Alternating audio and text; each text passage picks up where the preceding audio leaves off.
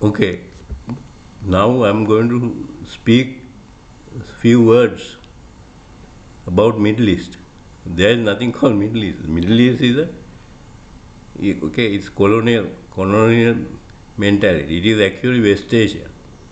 So I think we should use the word West Asia.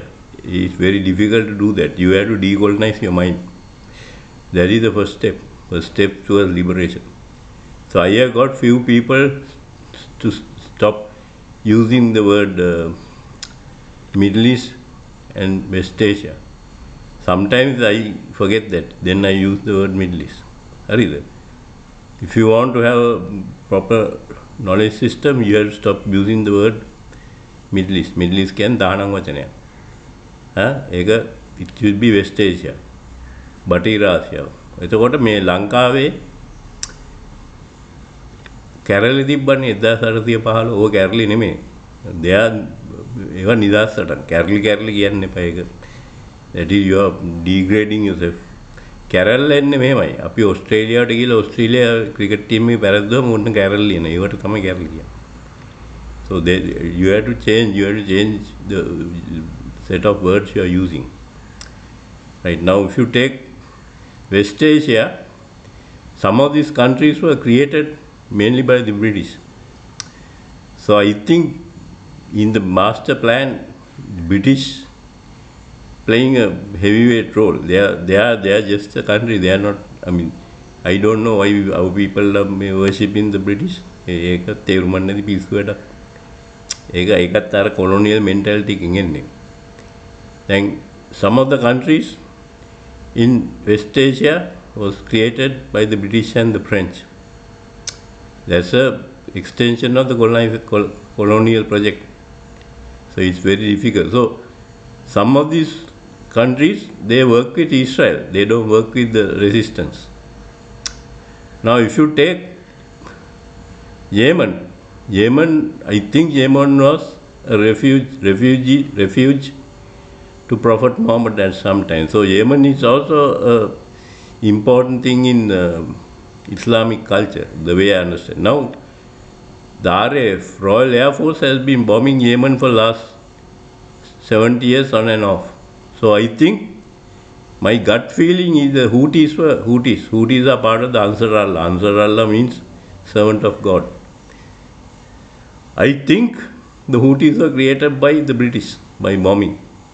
Again, if you take the Hamas was created by Netanyahu. Netanyahu created Hamas to counteract the PLO, to get rid of Yasser Arafat and them. So, the Hamas is a creation of Netanyahu, Bibi. They call him Bibi. Now, what is this ceasefire? Israel never honors ceasefires. My feeling is that Israel can't stop killing if they kill the government force. So they have to kill 40-50 people.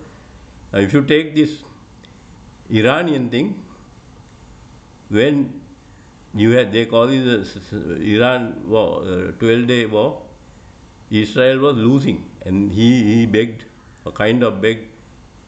Donald Trump to stop the war, and that is how they lost the thing.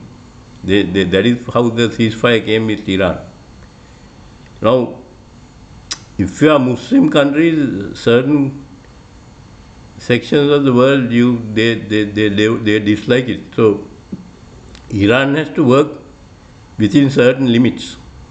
They just can't go beyond. Now, Iran is ready. Iran is ready for the next thing.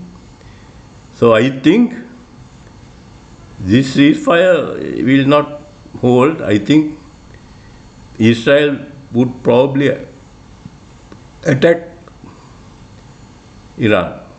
But I think Iran has been given arms by the Chinese and the Russians, and even possibly some North Korean arms are there. So they are ready for it. They have planned so much that they have planned if somebody is killed, they have another person to replace him. So that is how Iranians always, they are good at chess, okay? So you have to remember that you have to honor their way of thinking. හරිද? එතකොට දැන් අපි මෙතන බලන් ඉන්නවා මේක තමයි ඔය වෙස්ට් එකේ 500 years එකේ most important battle.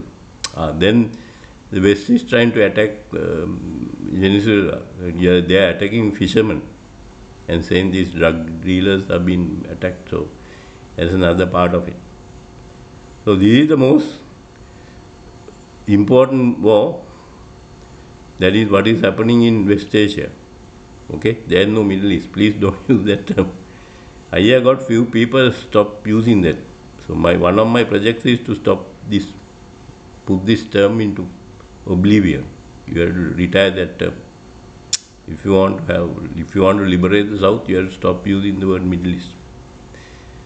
So I think there will be attack on Iran. Iran has severe weapons. I think this is the problem with Israel. It has about 5 cities. So if you whack those cities, Iran can't survive. Israel can't survive.